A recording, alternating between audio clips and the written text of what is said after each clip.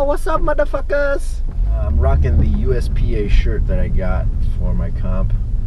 It's probably my one external badge of honor that I've ever got. Not much for trophies and stuff, but just the amount of work, commitment between myself and the rest of the Ruthless Body Iron Fortitude team, my Primal being, like, it was just amazing. So I wear this thing with pride, and it's red, which is a big deal because I don't normally wear red. Anyway, I'm on my way to Sarasota Barbell. Just gonna work on the same stuff, maybe go to only about 75-80%, and then just work on form, technique, and developing a little bit of speed, because I've been getting really sloppy in my benches, in my squats especially, and my deadlifts. My deadlifts are fine, but I feel like I tried to hit 505 at strength camp yesterday, or excuse me, 495, and it was not gonna happen. And going into it, I think, or going further into the deadlifts, I need to refine my technique and shore up any weaknesses. And I have noticed that in prior deadlift videos, I have the right side of my body, my right leg and my right glute, a little higher than my left, which means I'm probably not loading that as much as I could, and leaving a lot in the tank. I'm also noticing that I've got a lot of tightness on my left side, especially on my left oblique and my left QL, my quadratus lumborum. And I've got to get off that, otherwise I'm going to keep screwing up my back. I've been fighting a lot of tightness in that area, just aggressively rolling it, stretching it, but I don't want to play around with stacking the odds against me. So I'm just gonna work on form and technique and build that up. Try not to let my ego get the best of me, and just be smart about training right now. Here we are once again on our way to Sarasota Barbell, and as you can see, very industrial. A lot of automotive places around here, a lot of small shops. Yeah, we're rolling up right now. Once again, this is the temporary facility for Sarasota Barbell. They're currently in the process of finding a new space, but while you guys are around, definitely check them out. Pretty legit spot. Here we go on squats. Like I said, I'm just going to try and focus on technique, and as you noticed, I slipped on the hip circle. Now the reason why I use this thing is because it forces me to externally rotate my knees so that I have to squeeze my gluteus medius. And what that does is, if you have ever noticed that when you come up from the squat and it's really heavy, or you're moving really fast and you start to fall over forward, one of the problems may be because your glute med is not helping you to keep your knees out, and so you start to bring your knees in, and the closer your knees go in, the further back your butt goes out, and the more that the weight starts to tip you forward and ultimately try to plant you on your face. Now here what I'm doing, I think this was just 135, and I'm just doing this for reps. I think I ultimately ended up doing almost like a cardio session for this, and it's gonna flip over here to the front to 225. It's kind of hard to tell because these sweet plates are just so slim. It's these are nice standard plates. It's kind of hard to tell. I'm also changing up my form a little bit so that I have the bar up a little bit higher. It's almost like a high bar for me, and I'm doing this to force myself to sink myself deeper into the squat, because I've really been shorting myself in the squats lately. Now here is where I get to eat a little slice of humble pie, because like I said, this was just going to be a technique session, and I ended up going to 315 with the band. And I have to say that at this particular time of day, with the being beat down by the flight and all the training on a vacation, I was probably living life at about an RPE of 9.75. And as you will see here in a second, I'm gonna pay for that just a little bit. And also, I'm stepping in and stepping out with a different form using the right side. And I'll explain that here in a second, but here we go. I'm about to drop down and never come out of that hole. And stuck. Honestly, for those of you who have ever lifted, you can probably say that that was more of a mental thing. Admittedly, that looked like more of a mental block there that kept me from coming out of the hole, but yeah, that was a bit of a pain in the ass to kind of get stuck. Now, if you notice when I'm doing my setup right here, for example, I'm actually tightening up on the right because I've got some really nasty pain on the my lower back on the left side. And what I come to realize is that when I set up for my squats, I usually do sort of a top-down, bottom-up approach to the way that Kelsea Starrett talks about it. I'll grab with the left side, rotate my elbows up to lock my my lats into place on my left side, and then I'll go ahead and do that on my right, which isn't nearly as tight. And then when I step in with my left, and that tightens up my obliques and my QL and everything on the left side. And stepping out, I also step with my left side. So everything is already nice and tight on the left side, and by the time I get cracking on the right, everything on the right is super loose. So I ended up biasing most of the weight on the left side. Let me see how many more times I can say left side. But anyways, I'm forcing myself to actually bias my right. So this is kind of a weird session for me. I'm trying to really focus on keeping that bar high, sinking my butt low, and making my right side do most of the work. Stepping in and stepping out on my right foot, trying to learn to balance on my left foot, doing those walk-ins and walkouts, and also learning to set up on that right side. Now, why is this a big deal? Because, well, I believe Marc mentioned that you have to kind of train as a bodybuilder. That's not to say that you should bodybuild, but have an eye, at least in my interpretation, I think you should have an eye for maintaining a balance in your body. And that seems to be what's missing in the situation, is most of what I've done is bias my my left side. And what happens over time is that these deficiencies, as the weight gets bigger, will reveal themselves. So here what I'm doing is, since I'm so tight on my left, I'm also working those hamstrings and those adductors, because those are so tight, they're starting to pull on my hips and kind of causing more tension in my lower back. So I'm trying to loosen those up because it gets really gnarly. You'll see here in a second, I'm kind of just playing around, sitting at the bottom of the squat. I'm also gonna drive the pins into the left side of my back, into my levator, or into my QL, into my spine there, just to soften up those muscles, because those things are super tonic. They're kind of hyperactive and it's making things hurt. And I'm also trying to get a little bit of stretch there in my IT band, just trying to loosen up everything on the left side to ease some of that tension, because this was actually, I remember, besides being super tired, I was also really fried because of just that tension.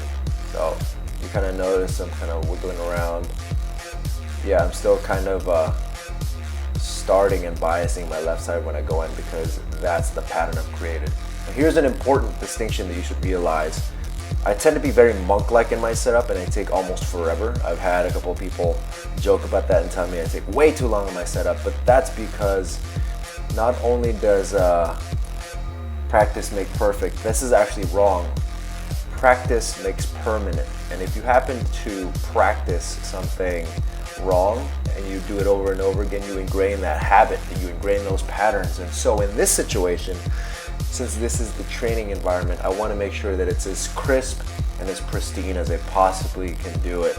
Now granted, I'm limited by the fact that I'm biased based on my knowledge and what I can see, and I can only do so much to evaluate my own movements. So I absolutely need your guys' help.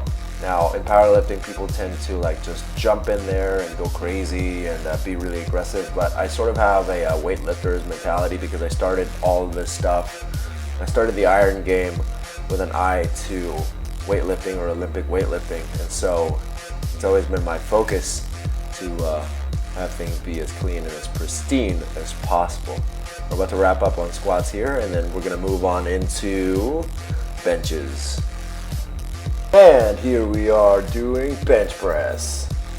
And so once again, there's going to be a few things that I'm going to watch out for while doing these. Remember, this is purely a technique focused session. Shout out to Erik over there and Kelsea buzzing around in the background and the foreground. You won't see it, but he's going to magically drop a Powered by Ice Cream shirt. You'll see the little blue shirt just drop into the frame at some point here. Thanks a lot, Erik, and thanks a lot for the awesome gym. They're just kind of hanging around, and I actually felt really like awkward and bad because I felt like I was keeping them from their lives since they really can't have just random people in and out of the gym at any time. It's a private gym. You have to be a member. And in order for someone to be a guest, somebody has to be there to make sure that, you know, they're not killing themselves, they're doing things right. And so they had to hang around for a little bit, especially those early mornings. And I really, really appreciate that. Thanks a lot, guys. So what I'm focusing on here is mostly technique. Right now, I'm just working with the bar. And what I'm looking for in this particular angle is to make sure that the bar is actually straight, because I'm noticing that I've got some tightness. My right side is really, really tight. My chest and my rotator cuff area are like really, really tight. And so with my with that, it tends to pull more to the right sometimes, and I have to force my left side to pull in. Now here at this particular angle, this is actually extremely critical for me, and it's sort of a reflection of what's going on in the squat. My right hip is actually much tighter, much tighter, and my left hip is looser. So it does this weird thing where my right hip can be a little bit closer than my left. If you take a look at this angle, and it may be a little hard to tell, but my left knee is actually closer to the center line of my body. If you were to draw a line from the ceiling right through my crotch and down into the floor, you can see that my knee on the right side is actually closer to my crotch than it is on the left side. And the left leg is actually out and closer to my butt. So the knee is out further and my foot is closer to my butt. And I have to remedy this because what it's doing is there's not enough tension being generated on my left side. And as these weights keep getting heavier, like I said, for something of a sport like this, you have to absolutely mind every single little detail. Now, I have no problem with people who just want to go in and smash weights and be absolute savages. That's critical when it comes to competition, but when you're here months and months away from your actual competition and when you're really aggressively peaking, I think it's critical that you pay attention to your technique, because any little fault can show itself and will probably screw you down the line. And if you don't have a coach on your own, it's critical that you try and pay attention to those details and not just put together these videos for Instagram popularity. Shout out to Vibram because for the 5-finger shoes. I know you guys think they're creepy and weird, but I absolutely love these.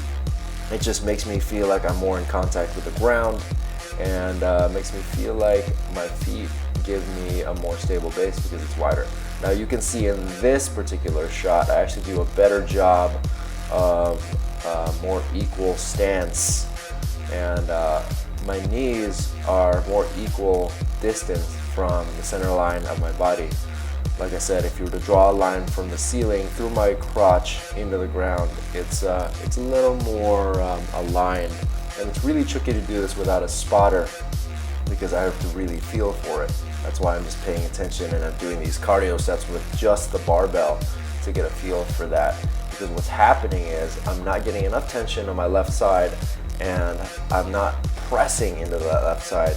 Now mind you, in this position, if you were to look from a top-down view directly at if you were hanging up above me and looking at me from the ceiling, you would actually see that I might sink down. Like I'm actually kind of falling, or sort of sinking down to my left side more, because I'm not pushing into my left heel, and I have to work on that. And it's harder because I have so much mobility on my anterior thigh or my quad, that it's harder for me to kind of just keep tight in that position. Whereas my right thigh, the front of my right thigh is really tight, that quad is really tight, and so it stays kind of relatively close. And this actually kind of hurts my hip when I'm in this position, because I have to force my right glute to squeeze tighter and push my right hip out further than what I'm normally accustomed to, and that kind of hurts a little bit, so I have to get adjusted to that. But judging by these videos, or by this footage so far, it's looking really good and looking pretty even. Might need a few slight tweaks with my left foot, maybe turn that left toe in, but other than that, doing pretty good. Going back to the top-down approach. Now I'm looking at this with weights, because I need to pay attention to, if you look at the center knurl of the bar, it may drift a little bit towards the right, because like I said, I tend to bias my right side, and I'm also afraid to put any more weight on my left because I'm not getting a lot of tension. Now this the side profile angle, what I'm watching for is bar path. I'm also kind of seeing if my knees are about even distance from my butt. And as well as the heels of my feet, that'll tell me if I've got enough distance, or if they're pretty even set up on the ground. I'm watching for a few things here besides those. I'm also trying to keep that arch without overextending my back, because doing that is causing a lot of tightness in my lower back, and it's causing a lot of pain back there, and it's putting me in a misaligned position. Now, I know that you guys will argue that competitively that arch is great, but for me, since I don't necessarily have that much mobility or that much time to work constantly on my back, since I am training people, that's the irony of things, is that the more you train people, the less you have to train yourself and work on yourself. I tend to get tight a lot nowadays, and so I gotta watch to make sure that I'm not overextending my back so much that it gets into this really, really tight and uncomfortable position. Now once again, in this position, this side profile angle, I'm watching for that bar path, and I'm mostly paying attention to my forearms, which by the way, props to striations in my forearms. I mean, that's kind of, that always kind of floors me, but I'm pretty proud of that. Going back and doing a couple more of these just to get in the habit of it. So even though I'm trying to get that back arch, I'm trying to squeeze the hell out of my glutes and trying to make sure that I brace my abs tight enough so that I don't overextend my my lower back and keep things relatively tight.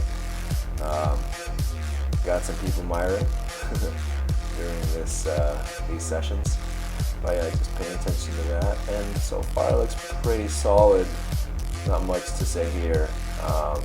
It's just really tricky with benches because there's no one really to spot me, and really I almost need someone to set my body in the right positions. But bar path is looking solid, and foot placement is looking solid. Back arch, from what I remember, is not aggressively insane, and as you guys can notice, there's that bright blue powered by ice cream shirt that I'll be rocking later on this day. And after this, we're gonna swing on into some bodybuilding. Oh yeah, trying to get my pump on. Just kidding. Now, when it comes to bodybuilding, I don't necessarily focus on building aesthetics.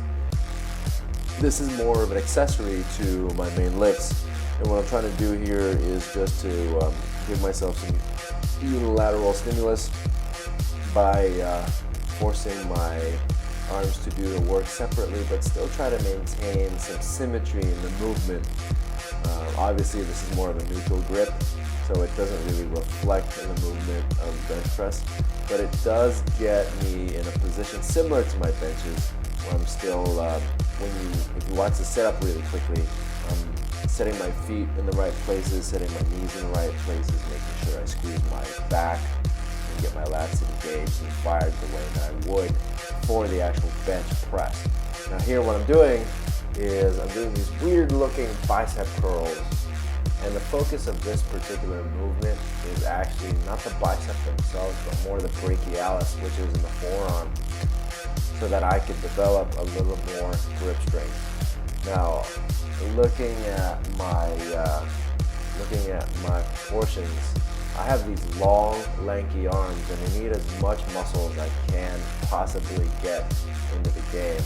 And I think I mentioned earlier, when Marc says he trained with Stan Efferding, and it gave him this idea that everyone should train like a bodybuilder, it's not to say that you should necessarily strive for aesthetics, but it's that when you do train more of your muscles, you shore up any weaknesses by addressing any possible faults and imbalances from left to right, front to back, and whatnot. And I think it's just kind of this, if you've ever played around with DUP or anything with wet side, the whole idea of that is to constantly pepper your body with different stimuli so that you build as many different muscles and different movement patterns as possible that are somewhat related to your main lifts, so that it ultimately covers every single one of those angles. And that's all that bodybuilding is for me at this point. I'm not trying to do this for aesthetics. I'm not trying to do this for a bodybuilding competition. This is purely for accessory work. And I do a lot of volume here. It was a bit of a burner, and if you can see, there's this funky stance that I've got with the bicep curls for the brachialis. And then what I'm doing is I'm trying to lock my shoulders back the way that I would with any other movement, and focusing on that rather than jerking the ball or the dumbbell up to the top and down to the bottom. So I'm really trying to focus as much as I can to adapt this like weird stance. Now here what I'm doing is, like I said, I'm getting this funky tightness on my left side.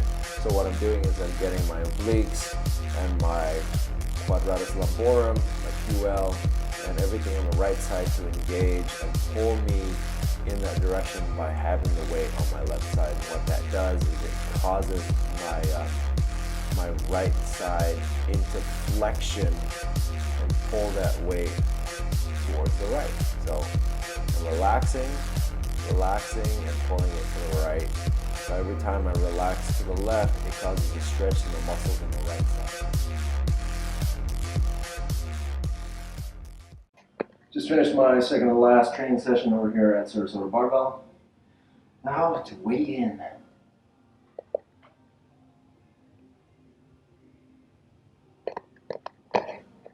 $178.2. Can you all see that? That's after last night's pasta. Not so bad.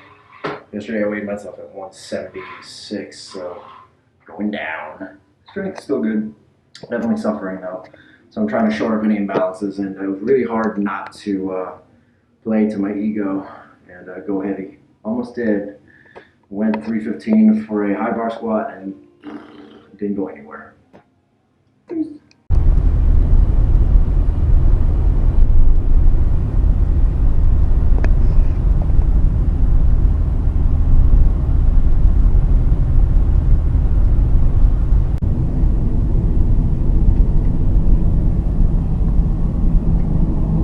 Deep in the heart of Longboat Key, which is basically an entire island retirement home. It's an island retirement home, basically. And we went to this place at the very tip top of the island called Mar Vista something. Some waterfront dining, basically. It was pretty legit. And they sell souvenirs because it's quiet and they need to make money somehow.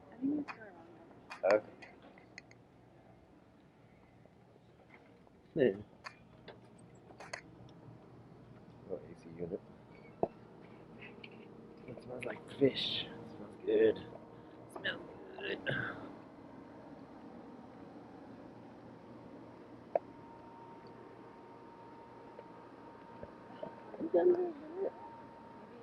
I think that was it. Yeah. There's like no one at this restaurant, and it's like highly rated. Well, it is an odd time, right? Off season. No, it's 2 o'clock. That's true. So we came at a great time. Pretty cool. Access to this place. It's amazing.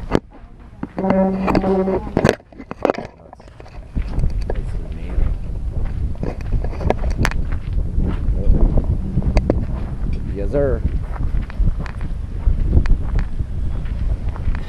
Yep, it's all good. No, it's still processing. It should be like a couple hours. Okay, yeah. Okay. Thank you, though. Alright, peace. Yeah, I will be back. See ya. Peace. Nobody panic. I just had some tater tots that may have been dusted with flour. Yes. Very un-paleo. Very un-gluten-free. And I also had some, what the hell else? I had some cider. Okay, whatever. That's a given. And I had some seafood. But we're over here in Longboat Key at this amazing place called the Mar Vista Restaurant. And what more can I say? Like, I seriously want to bring my mom out here because this is just ridiculous. And just kind of thinking it over, never really experienced anything like this in Los Angeles or Southern California for that matter. And maybe I just missed out on those spots. Maybe that's somewhere down in Orange County. But still, there's like this weird exclusivity thing there where this was just a matter of driving up to Longboat. And in the past a few days, we've experienced some really amazing seafood. And it's all like here. Kudos, Florida. It's definitely sort of reignited a flame for Sarasota, Florida, and such. But I mean, look at this. It's freaking ridiculous. It's just freaking amazing. What more can I say? I mean, we're in the middle of Tampa Bay, or Sarasota Bay, I guess. Something like that. I don't know my geography. There's just a bunch of boats out here. The restaurant's right smack dab on the water. It's not stupid expensive. It's like a pricey meal at Tender Greens, and it's great seafood. So, step it up, Cali.